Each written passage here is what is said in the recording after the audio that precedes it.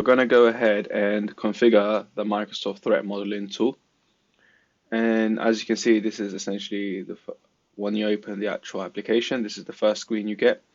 You've got your threat models and your template. So you can create a model, you can open an existing model, or if you need any assistance, you've got a step-by-step guide to help you. And create a template, so you can actually create a template and open a template also. Now we're going to go ahead and create a model. And this is the screen we're going to get. Now, what we have on our right is our stencil. So this is what is going to be utilized to connect our resources together with requests and responses.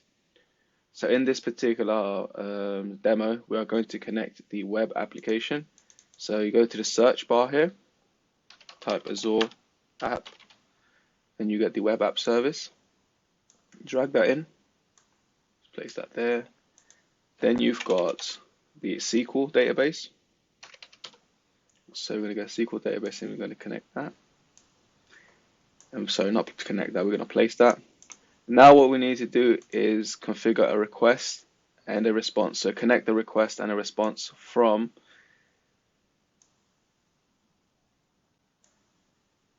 the user, and you have to connect it by dragging it into the actual circle and then selecting any of these boxes. It don't necessarily make any difference.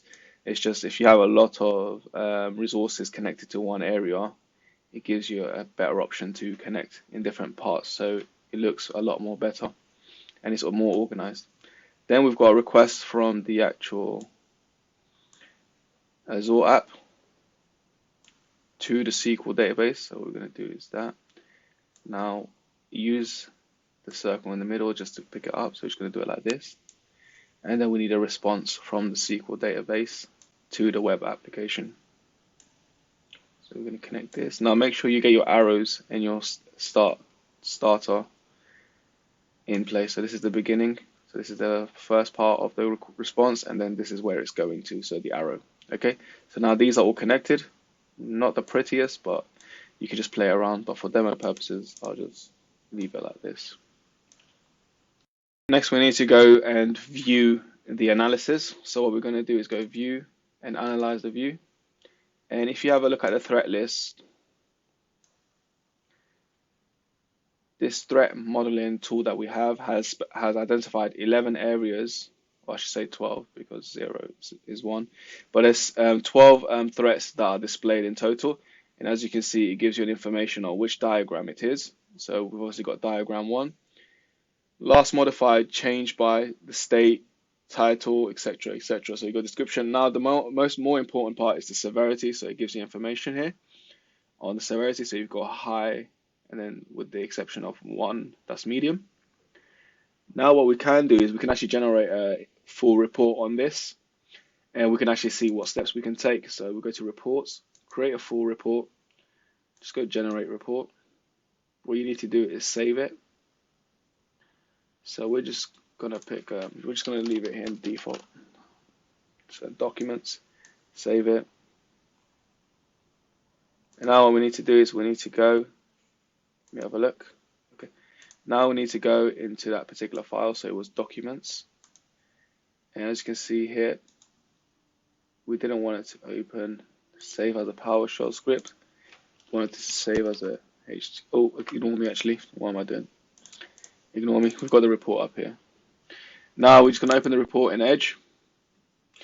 And here we go. This is the exact same threat modeling report we had earlier, but in more description. So it gives you when it was created, owner, reviewer, contributor, etc.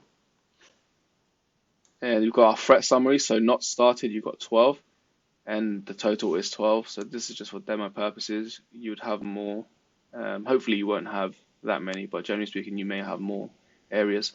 Now you've got the diagram 1. Once again, it's just giving you another summary of that.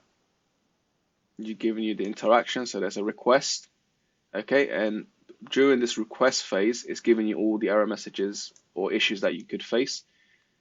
So first one is an adversary.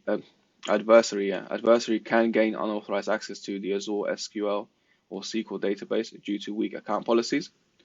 So as you can see, it specifies what it is, and it also attempts to give you a mitigation reference, so how you can go about dealing with this. Okay. And if we go further down, we should have the response. And there we go. During the response phase from Azure SQL database to the Azure app service, you can see these are the remaining issues that are outstanding. And that is the end of our demo.